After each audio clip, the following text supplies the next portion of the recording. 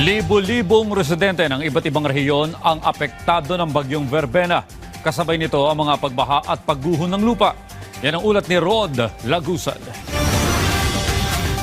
Dalawang nawawala sa lalawigan ng Negros Oriental matapos manalasa ang bagyong Verbena. Ayon kay Office of Civil Defense spokesperson Junie Castillo, isa rito ay mula sa Baez City at isa naman sa bayan ng La Libertad. Ang initial report po na aming nakuha ay parang naanod po yata sa creek itong dalawang kababayan natin. So ongoing naman po yung search, rescue and retrieval nito ng ating teams doon sa mga lugar na ito.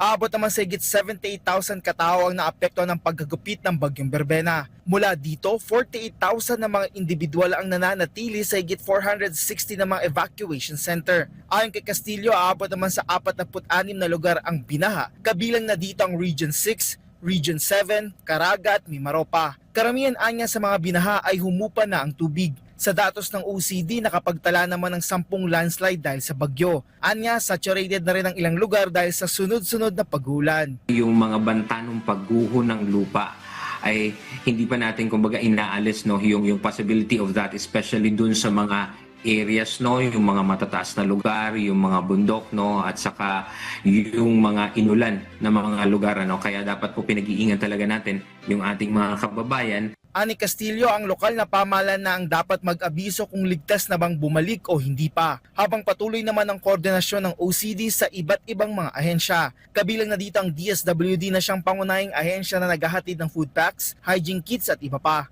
Ito naman po ay nire-replenish tuloy-tuloy kapag ka nababawasan, dinadagdagan, tapos strategically po nakalatag na po ito at naka-warehouse sa iba't ibang mga lugar sa buong bansa. Yung paggawa ng predictive analytics, pagka tinitingnan natin may paparating na bagyo, dito dadaan sa mga rehiyon na ito. So tinitingnan doon ilan itong mga kababayan natin na mangangailangan at gaano karaming mga pagkain ang kakailanganin.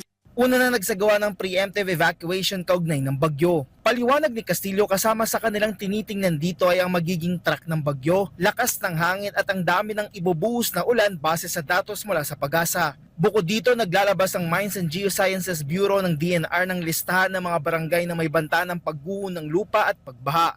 Mula dito ay kanilang ibinababa ang detalye sa mga lokal na pamahalaan at abisuan ng mga barangay. Patuloy din ang clearing operation sa mga kalsada na hindi madaanan sa pangunguna ng DPWH at mga lokal na pamahalaan.